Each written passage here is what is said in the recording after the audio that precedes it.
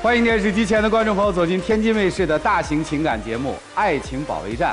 本节目由中国广电天津公司独家冠名播出。广电5G192全新号段，全新体验，让爱相连。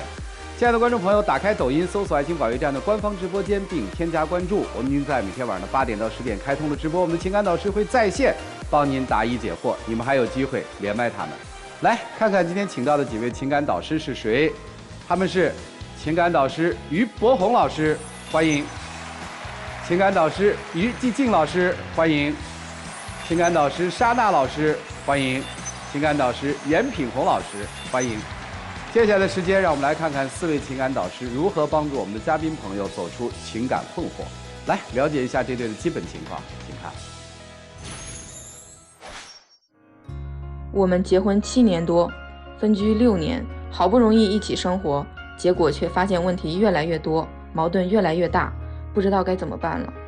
我们俩的性格完全不一样，他总很自私地要求我，抱怨我不照顾孩子，我不喜欢这样被约束。我负责赚钱养家，他负责照顾孩子，各司其职不好吗？有请这对夫妻，有请。男嘉宾吉先生28岁，来自河北销售；女嘉宾李女士28岁，来自河北，全职妈妈。有请两位，有请。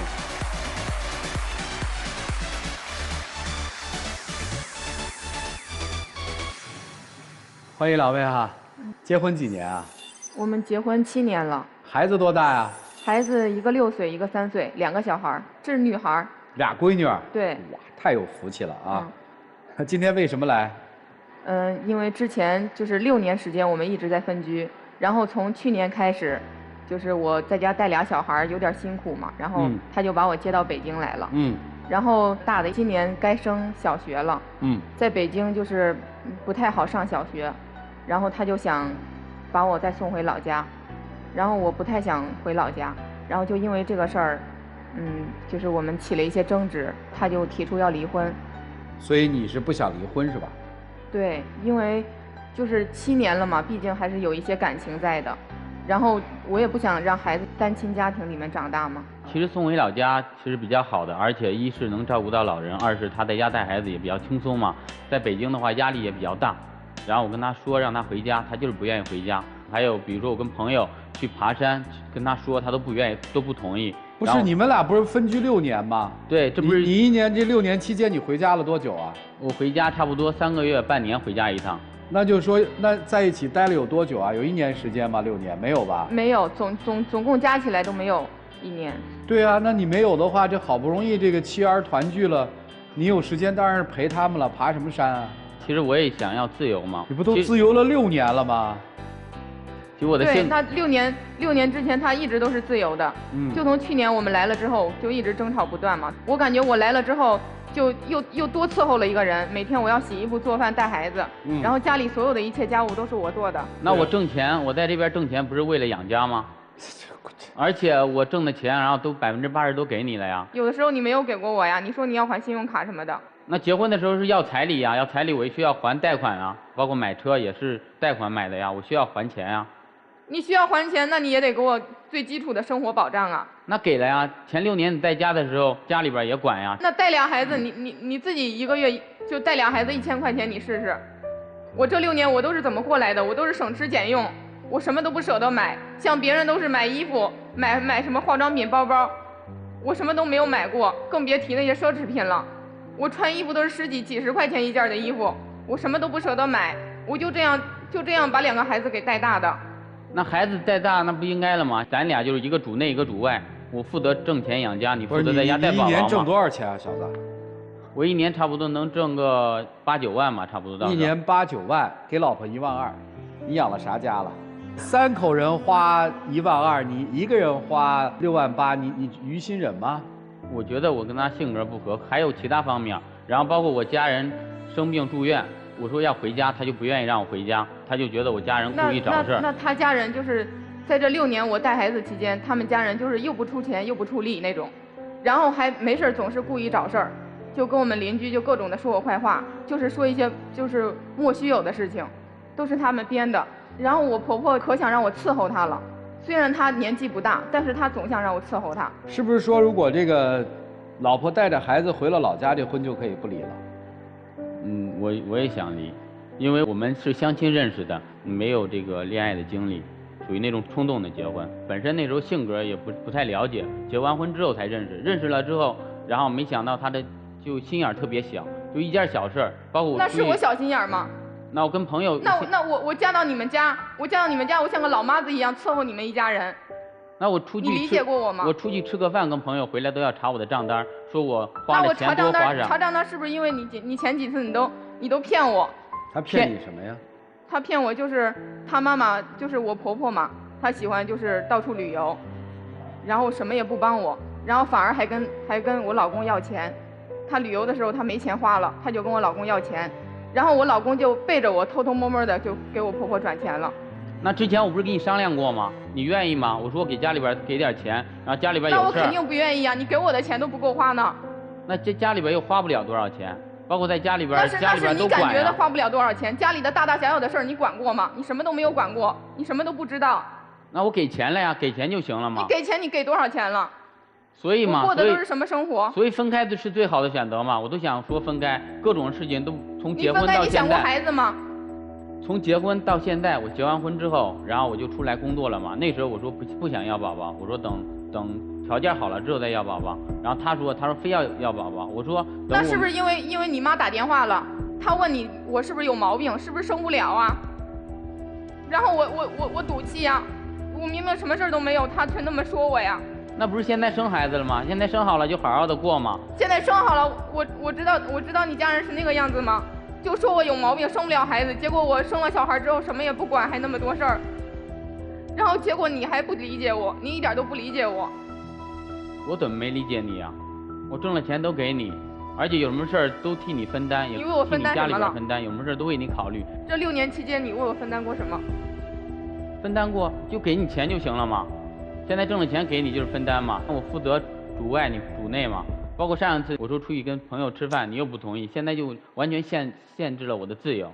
那吃饭是不是可有可无的？你是不是吃饭的时间你也能帮我带一带孩子？你能替我分担一点呢？那你老说我这6年24小时全年无休的，什么事都是我自己。你说你生病了，一会儿这儿疼，一会儿那儿疼，然后一会儿吃那个药，一会儿又要拿这个药，我感觉你都是装的。我就那一次，我说我发烧烧到39度了，然后我让你帮我看一下孩子，你说你忙。结果你那真的是忙吗？我那时候不是帮你带孩子了吗？你就带那一天，你把孩子摔得头破血流的。那磕磕碰碰不是很正常吗？你把他那个嘴上都磕开了，人家医生都要缝针呢。现在孩子那嘴上还有疤呢。那不是也去医院看了吗？是去医院看了，是不是就辗转一天，换了多少个医院，人家都说缝不了针，说孩子太小了，怕孩子受罪。那我是休息了吗？我那一天，我感觉我是最煎熬的一天。我跟你说，你还是在跟我吵。我跟你说，你还怪我把孩子扔给你，那是不是你说的话？对呀，我上班，我为了你让你出去休息一天，然后我边上班边工作边看孩子，那肯定看不好吗？你到底在北京做什么工作？我是做销售的。做什么销售？做健身。对呀，我上班期间我还看孩子，那肯定看不好啊。那你自己看肯定能看得好啊。那你既然做不了，你为什么要答应我呢？我答应你，那你带孩子就不磕磕碰碰了吗？我没有磕过那么严重的伤吧？我磕磕碰碰是不是就因为我带2个孩子没有那么多精力，所以我一不小心才会孩子就会稍微的摔一下碰一下的。那这不是让你回家吗？回家是多好啊！在家的话，一能照顾到老人的情绪，二是你自己在家带孩子也开心呢。那回家本来那前6年我都是像在守活寡一样的，你现在还让我继续回去守活寡是吗？所以离婚是最好的选择吗？哎，就是属于听不下去嘛。我问你几个问题吧，我也没有什么想问的了。咱们就做最坏的打算哈。就是离婚之后你怎么想的？离婚之后，我就是，就给孩子找个那个托儿班嘛，然后我就可以打个钟点工或者什么的，因为我还要照顾小孩，我得接送孩子，就完全没有人帮我。我婆婆那边不能帮我，然后我家里人那边就是我妈妈已经去世了。然后我父亲就是现在就是年纪挺大了，已经80岁了，然后他就是能自理就已经很不错了，所以就是没有人帮我，只能自己来嘛。离婚以后2个孩子都带吗？对。如果离婚的话，在哪儿生活呢？带着孩子？我可能会选择去一个小城市，就是比如说像回我们那边的城市。河北哪里呀？邯郸，我家是农村的，就带小孩一直在农村生活。那你有什么谋生技能吗？没有，因为我没有学历，我只能做一些苦力。没有谋生技能。对。听出来没有？是铁定了想跟你离婚，你听出来了吗？听出来了。我现在问你的就是，你跟他结婚这么多年，你快乐吗？你幸福吗，孩子？我感觉没有快乐，就结婚的7年以来，然后我就是一直都是处于像个老妈子一样的，然后就没有自己的生活嘛，觉得特委屈吧？对，就觉得好像我被人利用了，现在人就想抛弃我，对吧？如果这次不离婚，其实还会有下次，就是你不改变的话，还会有下次。你打算怎么做？我打算，就我还是不想让孩子就是。其实你是没有想过的，就是现在你除了说有母性本能的母性之外，你什么都没有。比如说，你没有保护孩子的能力，对吧？对。你没有单独抚养孩子的能力，对吧？这你都没有，对不对？对。所以基本上可以判定说，你没有在社会上生存的能力，对不对？现在你就是这么个状态，所以这个婚姻对你来说就是最后的稻草，对吧？对。我问他啊，哎，离婚之后这个孩子抚养怎么办？我该给钱嘛，我1个月给他2000，一个孩子1000块钱就行了。一个人1000，不够吧？够。咋够啊？我觉得够，我觉得基本能保障生活嘛。俩孩子都给他？俩孩子都给他，因为我上班也带不了。啊？我上班也带不了。所以人家也带不了，人家要上班啊。那就1人1个嘛。这2个都带不了，因为他没有工作，而且他没有职业技能，他不具备抚养孩子的能力。因为现在孩子小，可以大一点。不，他不具备这个能力，因为他没有收入嘛，他也没有什么学历嘛，他连自己都养活不了，他养活不了孩子。他养活不了嘛？养活不了就给我家人嘛，让我家人给带一些。你家人是谁呀？这是给我爸妈。然后你1个月给你爸妈2000块钱？哦。这俩孩子呢？俩孩子就送回老家上学。然后你在北京？对，我在北京工作上班。是不是他们孩子不来的时候，其实你在北京就是个单身嘛？哦，单身。很自由对吧？对呀，想去做什么什么，下了班时间就比较自由一点。去干嘛呢？就跟朋友出去吃饭、喝酒、聊聊天。对呀，所以现在孩子来了是累赘嘛？家在邯郸是吧？1个月母女3个给1000块钱，你怎么下得了这手了呢？有时候也多，他是因为销售嘛，卖的多他就挣得多，不卖的话就挣不了那么多钱嘛。你怎么下得了手的呢？我就问你，有良心吗？有良心。在哪儿呢？摸一下。确定那是良心啊？来，一个女人跟了你8年，给你生了2娃，现在你说我要离婚，原因是我们性格不合，我们都认了。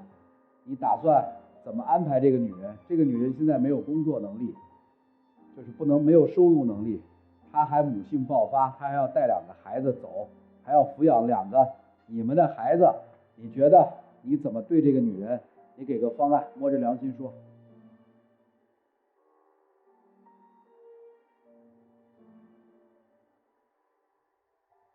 现在说不出来啊。是说不出来，还是没心了呀？还是手摸到良心的时候，想说的话都觉得自己没良心啊？哪一种啊？哎呀，行了，老师们该怎么办吧？现实就是这样，迷失了吗？2个迷失的年轻人嘛，对吧？一个迷失在所谓的这个外面世界的自由里嘛，一个迷失在所谓贤妻良母的一个幻境里嘛。现在婚姻面临一个巨大的难题，给点解决方案吧，骂反正也没用了，让我们一起进入丘比特问卷。你说你像一个丈夫吗？无情无义，自私自利，对家庭没有责任心，没有担当。明明是2个人的婚姻，却要过成1个人的生活，而且你还很享受1个人的生活，是享受自己1个人快乐的、无忧无虑的、没有拘束的、没有人来干扰你的，想做什么就做什么的生活。还有你，他想自由，难道您就要这么创造条件给他自由吗？我建议，如果真的离婚，就提出2个孩子，监护权归他，这个正当吧？他没有能力啊，否则2个孩子会饿死的呀。不要说上学了呀，对吧？对，这个有道理的吧？有道理。你认的吧？认的。如果2个孩子跟你，你还离不离婚呢？离。还是离？我们每个人确实要经常的摸摸良心。良心不贵，关键是有没有。我最后的一句话，你没有良心。谢谢。小鱼老师，2个没有长大的孩子，除了结婚证和孩子是真的，剩下都是假的，不具备经营婚姻的能力，都是意气行事，生个孩子是为赌气，离婚挂在嘴边，给钱就行了。离婚是解决你们困境的必须吗？离完以后你们就一切都好了吗？离婚以后你还是孩子的妈妈，你还是孩子的爸爸，你们有些事情还要商量的。离婚了就所有问题都解决了吗？不是啊。如果你们不具备生活的能力，不具备经营婚姻的能力，以后你们的日子依然过不好。以后你跟谁谈恋爱结婚还是这样。现在这个事儿说起来有些东西不可逆转了，但是大家想一想，未来呢？未来的路怎么走呢？我们的确得需要学习，需要沉下心来，原来我做的事儿哪些做的还不够好，我要反省一下，未来不要犯同样的错误。这个是作为年轻人都要思考的事儿。把每一个错误的经历变成人生的财富，不是很任性的一丢了之，你能丢得了吗？那孩子是你们的血肉，你丢得了吗？你丢不了的。2个人永远要现在想一个问题，不要让2个孩子因为你们的过错，然后他从小的人生就毁了。2位好好的善后处理孩子的上学问题、赡养问题，包括经济上，包括父爱母爱上，不是给钱就完了的，不是带就完了的，他们也要有教育，他们的人生才刚刚开始，不能像你们俩这样稀里糊涂的就这样子。谢宇老师，山大老师，我真的坐在这无数次想要，我真是拼命的在忍。问你有良心吗？你连良心在哪儿都不知道，心脏在哪边啊？你摸哪边呢？你还在健身房当销售呢？谁买你的课呀？是因为他们娘仨来了北京爱你的事儿了吧？你以为在北京某个健身房当销售，每天看着那些初入健身房的女生跟你打几个招呼，买你几堂课，你就不知道自己是谁，不知道自己姓什么了吗？你可以选择离婚，结婚离婚，你有自由权。但是拜托你不能在伤害别人的基础上，况且还包括2个你的血脉的亲人的基础上，满足自己的一己私欲。为了要自由，为了要单身生活，为了能跟那些朋友，所谓的朋友去爬山、去吃饭、去喝酒。因为你选择步入这个婚姻，你选择要对一个女人和2个孩子负责任，你就得像个男人一样担起责任。你想想，你是2个女儿啊，先生。你2个女儿未来的人生，如果像她一样，被一个男人扫地出门，告诉她必须离婚，要不然你就带着孩子给我滚回老家去。你作为他的父亲，你怎么想？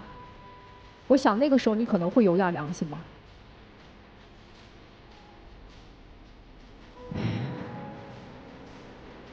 我给你出个办法，李女士，跟他离婚，把孩子给奶奶带，你去北京找工作，能干什么干什么。你不是刚才说干小时工吗？小时工现在在北京挣得很高，在近短时间的之内，1年2年之内挣够本钱，回到老家，学一个技能，比如说美甲美发，这些适合女孩子干的东西。学一个技能，明白吗？学好技能，自食其力，为的是让你的2个女儿不要再经历你这样悲惨的人生。你今天这样就是活该，咎由自取。你现在只有自食其力。你如果再黏着她，再像口香糖一样黏着她，希望她能改变你的命运，甚至说改变你2个女儿的命运的话，是不可能的。你赶快清醒吧，越早越好，越快越好。你多拖1天，拖的是你女儿。为了他们，先忍2年，吃2年的苦。我感觉我真的是舍不得孩子。那您呀，就带着孩子呀，痛痛快快回老家，每个月拿着人家给你的1000块钱，然后呢，人家今天跟你说离婚，你就得离，你没得选，明白吗？如果你真舍不得孩子，你就更要现在离开他，去锻炼你自身的本领。你用1年、2年、3年、5年也好，你成为一个能独自站在那儿的人的时候，你才真正能成为一个母亲，才能为他们遮风挡雨。老母鸡照顾小鸡都是要伸开翅膀护着他们的，您没翅膀呀，姑娘。你要说我真的爱孩子，我舍不得他们，希望他们过好日子，你要狠下心来，用最短的时间锻炼自己的能力，成为一个真正的母亲，这才是真正爱孩子。你不要再拿说你舍不得孩子给自己找借口。你们2个啊，头上顶着同样的一个词儿，愚昧。男的是愚昧且坏，女生是愚昧且懒。你不懒吗？你是个新时代的女性哎。你看看外面的世界，28岁的女性已经多么的独立，多么的成长了。你在干嘛？你在为了这1000块钱苦苦哀求他不要和你离婚。你的青春就值1000啊！你的灵魂呢？他没心，你没魂呢。真的，我看不下去。你是真的坏呀，小伙子！你以为你到了城里生活，你就是城里人了吗？在那个酒桌上、饭桌上，在和小哥哥、小姐姐、城里人的交流当中，你就觉得自己荣华富贵了。你挣那么2个碎银子，内心依然贫穷至极。你的苦在你老的时候，无人依、无人靠、无人爱、无人疼，孤独终老，穷困潦倒。这就是你如果今天不改变以后你的人生轨迹。我给你把话放这儿。我希望你们来到这儿，咱不指望一下就变成一个有灵魂的人，至少我们从今天开始摆脱愚昧，做一个新时代的有责任感的年轻人吧。加油吧！谢谢老师。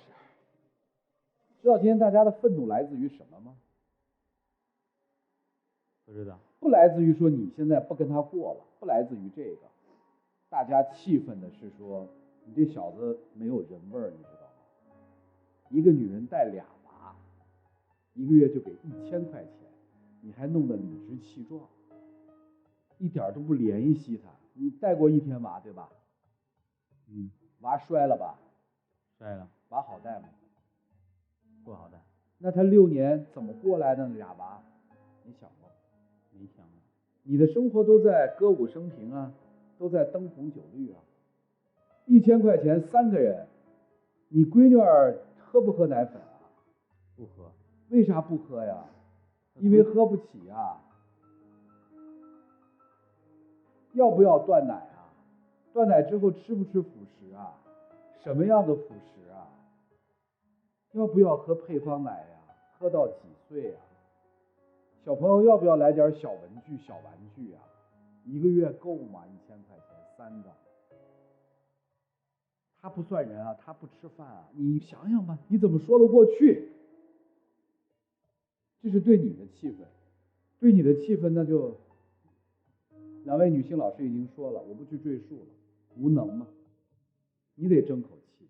妈妈一定得走出去，女生一定得走出去，你不能这样，要不然真害了两个孩子。你得给孩子树立榜样，你那是闺女啊，太重要了。你自己想想啊，可以离婚，想想怎么帮助3个女人成长啊，至少你得让她们吃饱穿暖吧，你说呢？是。勇敢一点好吗？勇敢一点。让我们一起进入192就要爱真情60秒。刚刚听了老师的话，然后我还想，其实还是有感情的，因为6年吧，确实有时候不理解你。然后刚刚听老师的这种教诲，然后我也理解了，确实带2个宝宝不容易，而且我有点自私，因为从小家里边最小嘛，也没有经历过这些事情。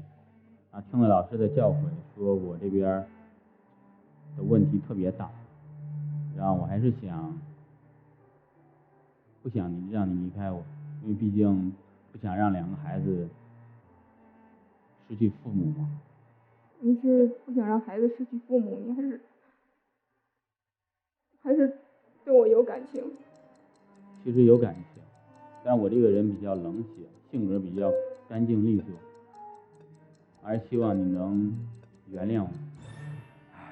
别扯失去父母了。这6年不就没怎么见吗？不就是没爹的娃吗？要按你那标准，不就是没爹的娃吗？行，人家释放的信号很简单，还想过咋过？给个方案。还是他回家带娃，你在北京挣钱，多摔几个钱吗？接下来多陪他们，然后想一下孩子怎么上学，然后回去再咨询一下相关的政策。如果能做到，咱考虑继续啊。第一，母女3人来北京，大闺女在北京上学，义务制教育，对吧？老二也应该上幼儿园了，那费用还挺高的，算一算，是老二也带来还是怎么来？因为这个时候你要考虑很多问题，平衡一下。你也来北京打工，你得学习，得成长，你不能再这样了，废了，人也养废了，得学技能，得打工。如果你们觉得北京的压力太大，回邯郸，想清楚啊，小子，现在真的不是你一个人的事儿了，能做到你们就出来，不能做到你们出来都别出来。行了，谢谢2位，请回吧。想好出来啊，请回，请回，请回。电视机前的观众朋友，欢迎通过精英 APP、天津 FTV 网络电视、万事达手机客户端收看本期节目内容。欢迎登录优酷视频、腾讯视频、搜狐视频收看节目的完整内容。登录抖音搜索爱情保卫战的官方直播间并添加关注，我们在每天晚上8点到10点开通的直播，我们的情感导师会在线帮您答疑解惑，你们还有机会连麦他们。王兄，前面听了以后真的非常气愤，但此刻我也但愿这位丈夫在真情60秒的承诺是真的，所以此刻我还真是双出。徐老师，但愿他们把精力转化为智慧吧。毕竟年轻，还是希望他们能双出。哎，莎娜老师。双出吧，但是我觉得这姑娘今儿有点懵，就是我感觉让她做改变还挺难的。所以他们这种关系都是互相养成的，你知道吧？就一下改变可能没有那么容易，但如果从今天开始，他们心里种了一个种子，我要改变，我觉得这就是今天的意义所在了。所以看看他们自己的选择吧，看他们自己的选择是怎样的。开门。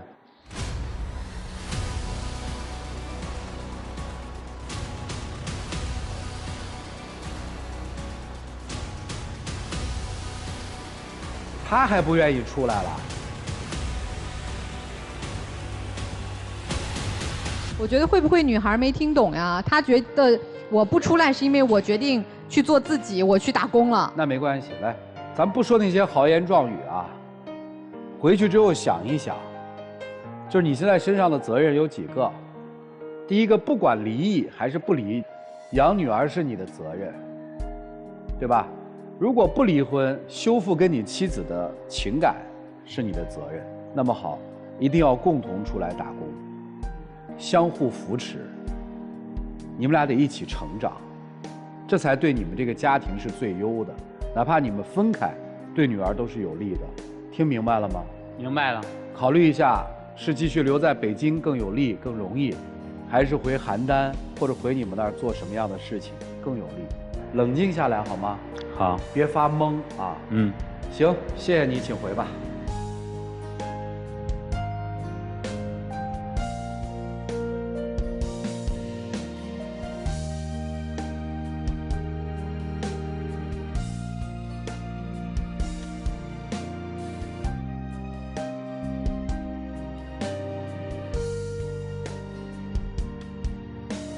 来吧，祝这对年轻的朋友能够找到生活的方向，不再迷航。了解下一对嘉宾的基本情况，各位请看。我和我老公特别大的问题倒是没有，就是他总是很自私，还总是敷衍我，什么事儿也不管，让我感觉不被重视，得不到回应的付出还有必要进行下去吗？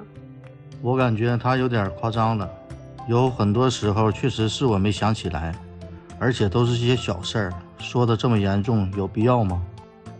有请这对夫妻，有请。男嘉宾李先生37岁，来自山东自由职业；女嘉宾李女士35岁，来自山东自由职业。有请两位，有请。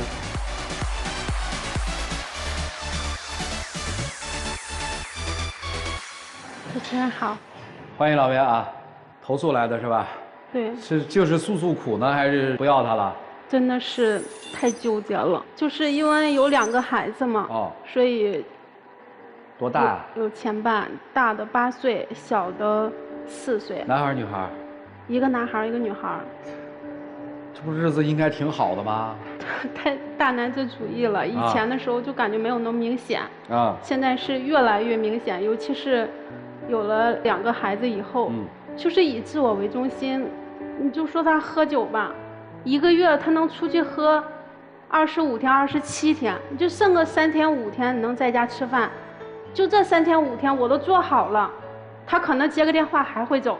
你就喝酒吧，你7、8点钟开始，11点、12点结束也差不多吧。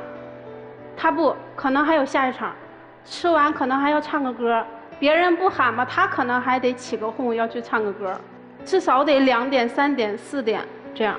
其实喝酒嘛，也没像我媳妇说的，一喝到2、3点、3、4点呢，或者1个月喝到27天、28天。其实我们那个工作啊，我也是做销售的，我是做房地产销售的。我们圈里边有一圈朋友，比如说我们一圈里的人嘛，你有客户了，我有客户了，我的客户明天很多，忙不过来，今天你帮我带一下，你帮我一下，我帮你一下，这礼尚往来了，这种今天你帮我，然后谈的比较好了，晚上在一起聚一聚，了解客户的信息。可能说就是聊天的过程当中吧，再喝点酒，这是话题就是不断，因为都是行业内的人嘛，聊一些话题就是不断，一直都聊不断，聊的，可能也就是到后半夜。所以说身体挺好的啊，身体最近也不是很好，对吧？喝到后半夜，早上还得起来干活是吧？早上起来还得干活，对。这身体真好。那不一定，如果没有事儿的话，他就睡到中午了。我做完早饭喊他，他不吃。做完午饭喊他还不吃，就怕他胃不好，都一遍一遍喊他吃饭。你忙行，你不忙了就在家睡觉，要么就打游戏，要么就出去钓鱼，反正就是爱好可多可忙了，工作也忙，业余也忙。你说我闲下来了，我确实今天没有什么工作了，那我睡个自然醒，我觉得也不是很过分。再一个就是打游戏了，你有点个人空间，自己的私人空间，我觉得也不算过分吧。我觉得我自己。你是什么爱好都很过分，他打游戏就是打起来不停，我吃饭叫他还没有完，然后我都盛好了，都开始吃了，他还没完事儿。但是刷视频、短视频，现在又疯狂的刷，早上起床刷，晚上睡觉刷，上厕所刷，干什么都在刷，就不停的抱着手机刷。然后打游戏吧，这个游戏也是一直什么还组队喊着别人一起玩，然后你说爱好有2个就可以了，还钓鱼，那钓鱼早上起来就去钓，晚上回来吃完可能晚上还有夜钓，就是你只要没事就各种钓，白天钓完你晚上还去钓，一钓还钓一宿，钓完那鱼有时候还不拿回家，咱也看不着，你就偶尔拿回来搁冰箱冻上那鱼，1年也不给做。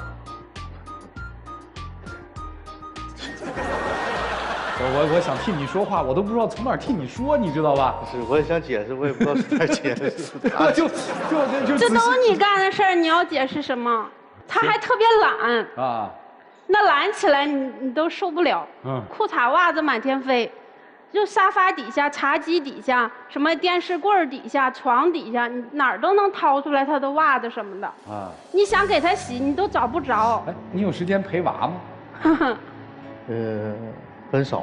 良心发现的时候会去陪，忙着玩，忙着打游戏，忙着钓鱼。儿子是老大老二啊？儿子是小的。小的4岁了。那也可以玩了，多有意思啊！最主要是哄孩子行，听话的时候行，不听话的时候这俩人我真忙不过来，这俩人一起打我一个，起起来揍我，确实有时候也很烦。那大了你嫌大，小的时候嫌小，那小的时候让他看个孩子。他故意给孩子戳哭，然后就不用看了，哭了弄不了了。您做什么工作呀？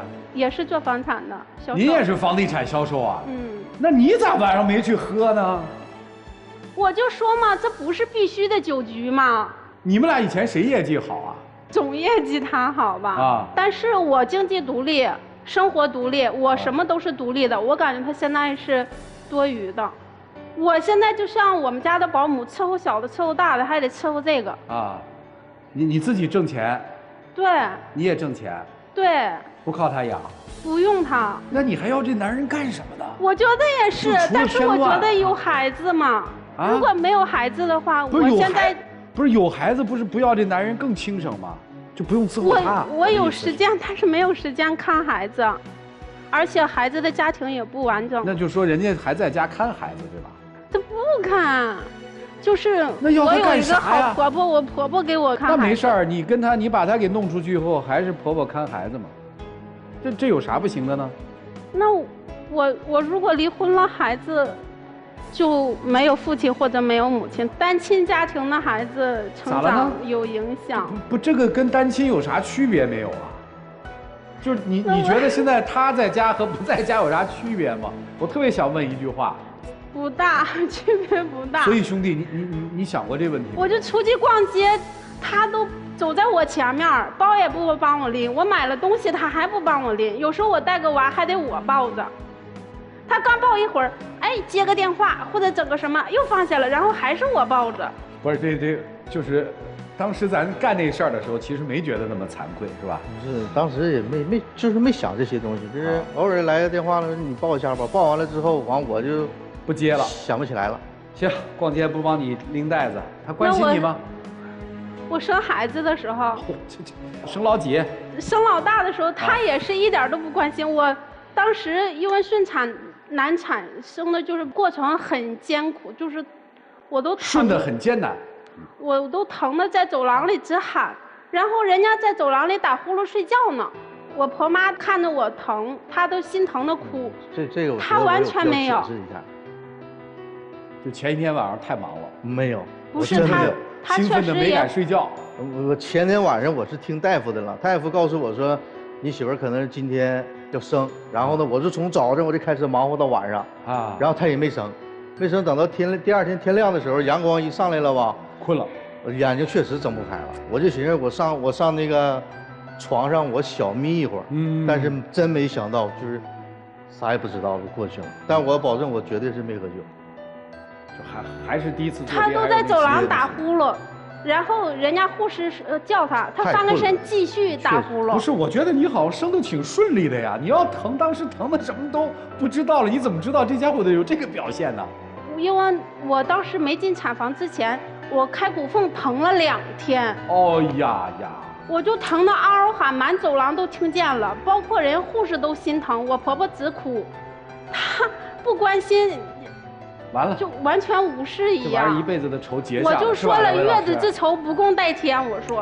啊，行，不共戴天，不共戴天，还没出息的给人生了老二。哎呀，你说这女人没有记性吧？你都不共戴天，给她生啥老二？二胎是意外，但是这意外就不该发生，对不对？还不共戴天呢。就怕。所以你今天来干嘛？不是你今天来干嘛？我也希望他能有所改变。不是改啥呀？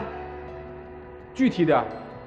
你哪怕不懒也行，或者是你游戏啊什么的，你能放一放，能做出一点改变也行。不是您直接提要求。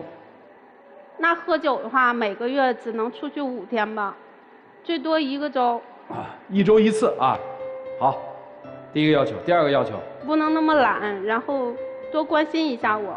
我每次生病的时候，他是伤口上给你撒盐的那个人。怎么这么说呢？就我每次生病、感冒、发烧最难受的时候，他都会说你早干嘛？你怎么不吃药啊？或者是我冻着了感冒，那不知道多穿点吗？今天冷，昨天冷什么的。每次我生病不是难受哭，都他气哭的。其实他没有什么，其实我们俩都挺健康的，无非就是什么，他有点就是平时有点就是偏头痛，啊，比如说早上起早了，晚上睡觉睡晚了。或者中午没吃饭了，晚上吃饭吃晚了，都会影响到他的偏头痛。我们也去医院也检查过，这个东西得需要去心平气和、别动气的状态下，能把它稍微的缓解一下。我最来气的是什么？他自己他也不按时吃饭呢，我也没办法。偏头痛，休息不好就会这样。那弄2个孩子，我就是没有一个好觉。我最大的解决方案就是。吃药，叫我吃药，就叫我吃药。快头疼的时候，先备个药。如果那大夫怎么说的？人家大夫说了，这个偏头痛这个去痛片不能老吃，对神经不好，伤神经，对身体也不好，还有依赖性。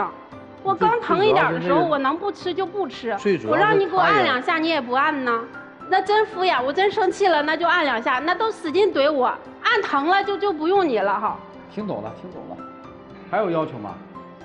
我怀孕的时候，他更过分，我让他弄个东西，他也不给我弄。我都怀孕7、8个月的时候，我让他把衣服换季的衣服放到柜子上面，他也不给我放。后来我看到个凳子，我就给他放上去吧。然后那个凳子刚好是个转椅，我也没在意，我就爬上去放，然后就不小心摔下来了。他知道了，他好像都无所谓一样。还有一次我流鼻血，他做饭，我在洗脸的时候。他说他要吃饭，我就给他做去了。我脸都没洗完，我就给他做饭去。做完我回来接着洗，我脸洗一半的时候忽然流鼻血，那满脸的水我也看不清。我让他给我拿个纸，他说我吃饭呢，你恶心不恶心？你说哪有这样的？他说哎，小事无所谓，你真有大事了还得我。我说人一辈子哪有几件大事儿？是不是？生活中都是小事儿，你小事一件也不顶用。就是无意当话吧，你老是把它记在心里边，这么点小事，我好像我真都忘了。那他还爱干净，那穿的白衣服就不洗，就愿穿白衣服、白袜子什么白鞋。以后自己洗衣服呗。可以适当的吧，我也不是说不给他洗，那我都让他洗也不太可能。他洗那衣服我也不放心，你看看，他洗那衣服也不干净，而且你穿白衣服吧，他还吃那东西，弄得满身油，也不注意，还爱穿白的。我来问问你吧，满分的婚姻是10分，你打几分？5分。5分啊？你打几分？满分。你那5分主要扣在他身上了吧？嗯。就在他身上扣了5分是吧？对。啊，如果可以换一个老公的话，这老公要不要换掉？换。别呀！怎么这表情啊？换不换呀？其实这么多年了，也有一点点的感情嘛。哎呦，就一点。但是不是咱嘴对点心。太过分了啊！咱嘴对点心，换不换？换。啊，确定哈？啊，你把那个换的老公那个样子给描绘一下。这个老公我们知道了，换的那个老公什么样啊？就说那个老公就行。我们负责给你换一个，啊，来。工作的话咱不说，差不多就可以。啊。但是你不管是心理上啊，或者说是这个生活上都要有一些关心吧。好，也没有别的，连这他都做不到。听明白了，就几个字儿嘛，好缺爱，对吧？不是要这个男人改变的，今天是来要爱的。这个爱是那种能够让女生感觉到被在意、被在乎的感受。我这理解的对吗？其实跟你怎么做没关系，重要的是你老婆现在感觉不到你对她的爱了，是这个吧？被漠视了对吧？被忽略了是吧？是不是？哎呀，我这个也不知道该怎么说你啊，这调整起来很难。他也不是没有时间，他有的是时间，其实说白了，知道吗？什么夜钓啊，跟哥们儿喝酒啊，这都是可有可无的，对吧？就是躲嘛，那躲的是啥嘛？要不然就看着很叫相见两生厌是一种躲，还有一种躲就是哎呀家里实在太闹腾了，我想躲个清静，也是一种躲，对吧？哎，总而言之，就觉得好像一个人需要待一下，怎么就越待越舒服？一回到那个家，好像心里就越待越刺挠，是吧？所以那不都是借口吗？你得听听老师们给你分析分析，到底为什么？看看咱们能不能调整，能不能改变。要实在改变不了，对吧？不换思想就换人，他不换思想，你就把他给换了，对不对？做好这个准备，好不好？这是什么情况？就劝人离婚是吗？你们小心点，让我们一起进入丘比特问卷。来听老师们说，包红兄，丈夫，刚才您说妻子有偏头痛，不能动气，对吧？对。那您为什么经常让她生气呢？我很少让她生气。我听她刚才的讲述，她是时在生气当中，甚至有时候在愤怒当中。还有你们是同一个职业，她很清楚。房地产销售难道需要和客户喝酒吗？还不是销售与销售之间自己在作乐吗？如果他这样，您也去您和那个你们搞房地产销售的男同事、男销售，每天和他一样，一天喝2场。没有孩子的话，可以的。他也不管孩子，你去管孩子干嘛的？也去喝呗。孩子是你们共同的，爹不管，干嘛要你管啊？是吧？妻子并不是说对你赚钱不满意，是你对她的漠不关心不满意，你的以自我为中心不满意，所以今天是她的呐喊，你不要让她今天的呐喊变成了明天的绝望，明白吗？谢谢包红兄。小于老师，我确认一下，刚才主持人问你们的婚姻的满意度是多少？女方说的是5分，男方说的是满分。满分。对。我就纳闷了，你这分怎么评的呢？有个家里边能干，又能做饭，又给我生了1儿1女的，孩子也他照顾，还照顾我，那就必须满分。你就满意了。对。那也就是说，你只考虑你个人的感受了，你忽略了他才5分，那5分您没看见呐。缺爱的老婆，她能让你后半生消停吗？那个喇叭只能越喊越勤，到老了，你耳朵根子都不会清净。女方啊，我知道你的苦，当女人不容易，又得工作又得养娃，这个还不作为。但话也说回来，咱们在情绪下发泄完之后，这个时候呢，咱们能不能做一些正向的调节？它总有好的地方吧。那么好的地方，咱就适当的鼓励一下，放大一下。如果一味的这样唠里唠叨的话，也会影响到他回家的迫切之心，是吧，兄弟？那么这种情况下，只能出去喝点酒啊，找个机会啊，正好走了，咱也不能一直这样的抱怨喋喋不休。咱们也适当的看到他有好的地方，男方多往家里倾斜一下，这个没毛病，都看得懂，差不多行了，也玩的差不多了，再喝心肝脾胃这都受不了了，是吧？谢谢于老师，山大老师。这不就是典型的丧偶式婚姻吗？对吧？妻子一叫就喊累，朋友一喊就到位，说的就是您，对吧？有一句话说特别好，让男人变好的最快速方式，你知道是啥吗？女人变坏。你跟他做同样的工作，对吧？你也需要自由空间啊，怎么就他一个人需要自由空间啊？你也不回家，做什么饭呀？不做了，还叫他吃，你管他那么多呢？饿着吧，给他洗衣服，你让他自己去处理吧。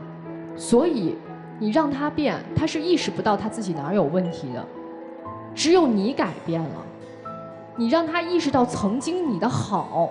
他为什么能给你们的婚姻打满分？他打的是妻子的分数，根本不是婚姻的分数。先生，婚姻是2个人的事儿，不是1个人的事儿。如果你把婚姻这件事儿变成了1个女人的事儿的话，那这个女人迟早有一天会崩塌的。所以我告诉你，你要和你婆婆联手，你让她意识到你们在家的重要性，让她意识到她在这个家里面是多么的缺位。她没有自我觉醒的话，你就嘴上这么说，提要求，什么1个月喝几天，什么回家几天，你放心，她坚持不了多长时间，就要让她痛彻心扉的痛，就这样。谢谢莎娜老师，严老师。莎娜老师，她还真不是丧偶式婚姻，她是养育型婚姻。这可知道回家了，饿了回家得有人给做饭，衣服脏了回家有人洗，他可不是丧偶。人家丧偶的吧，这男的出去还不用你管了，我也不在家吃饭，对吧？我也不回来陪你们啊。他是潇洒快活，钓完鱼回来，脏鞋一扔，媳妇儿给我刷了啊，臭袜子一扔，你给我洗了啊。他还不如人家丧偶式婚姻呢，你还拖一大儿子，他还不如孩子呢。孩子有时候还听你的话，还知道妈妈端个洗脚水，人家流个鼻血还嫌弃你，真是你带大的儿子还不敢，对吧？还不如孩子。先生，我跟你多说一句啊，你真的是好命，对吧？你妈宠着你，现在帮你看孩子，你妈为了你和她的儿媳妇处这么好的关系，为什么呀？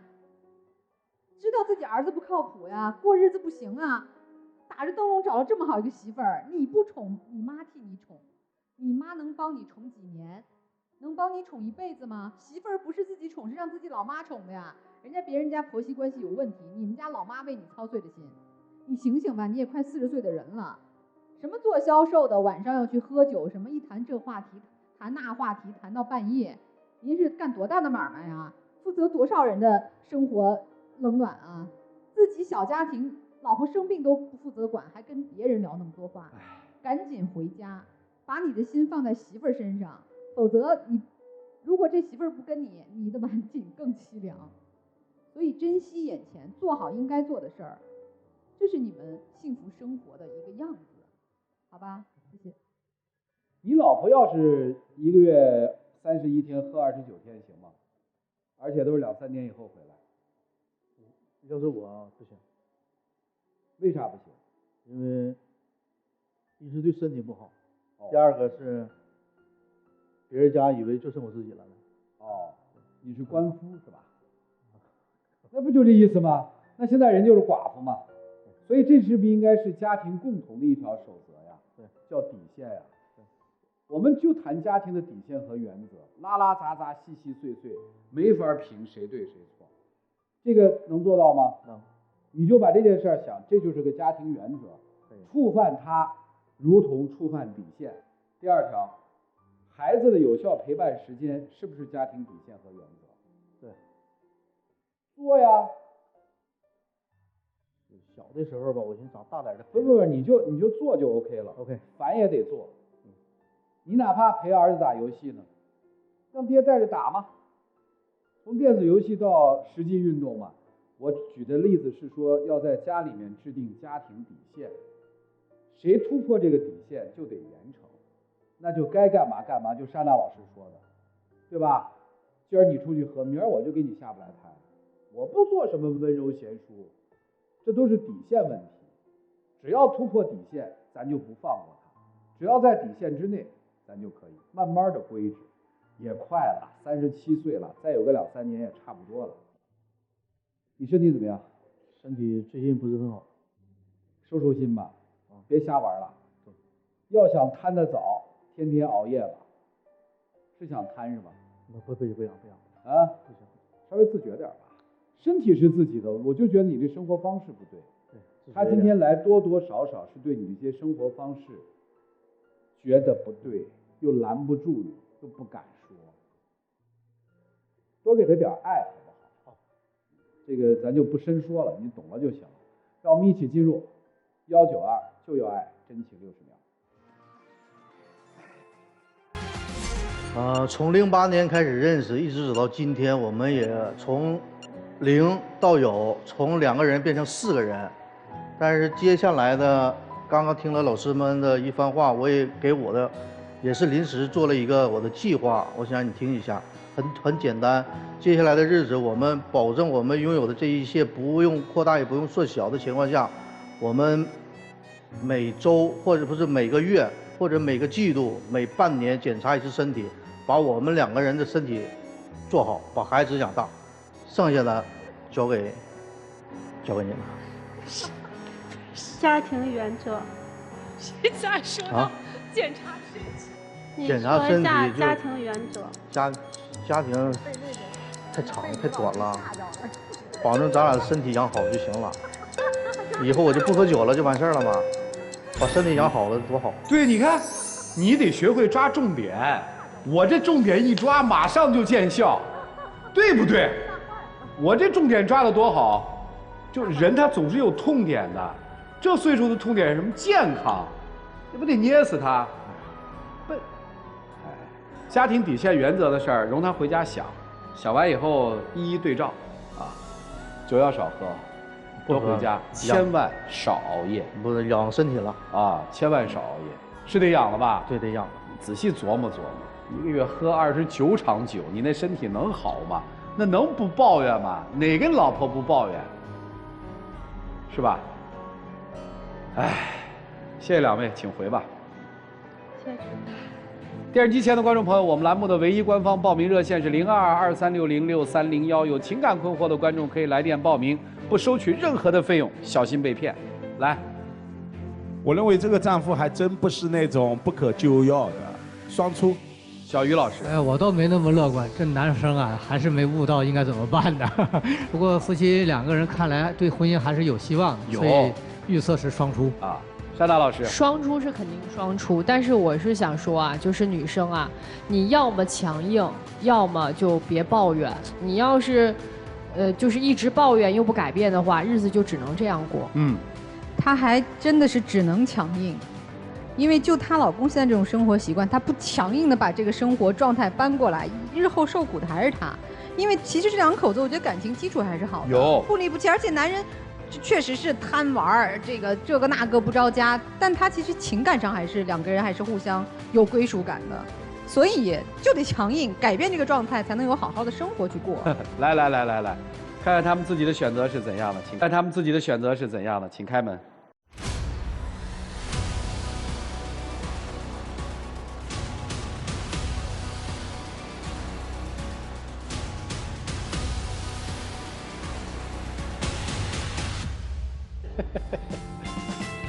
这绝对是属于那种会哄老婆的男人，你知道吧？行了，一起见证他们的浪漫时刻，各位请见证。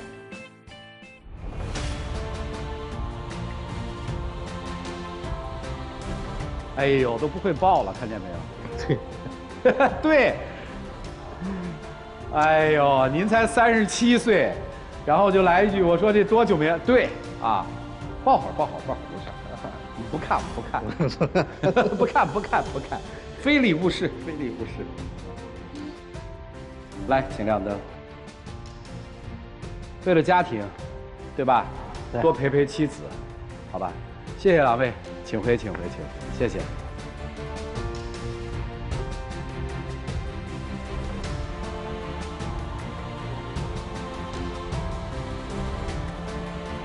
中国语。本节目由中国广电天津公司独家冠名播出，广电5G192全新号段，全新体验，让爱相连。再次的感谢中国广电天津公司对本节目的大力支持，同时也谢谢电视机前观众朋友们的收看和陪伴。我们下期节目再见。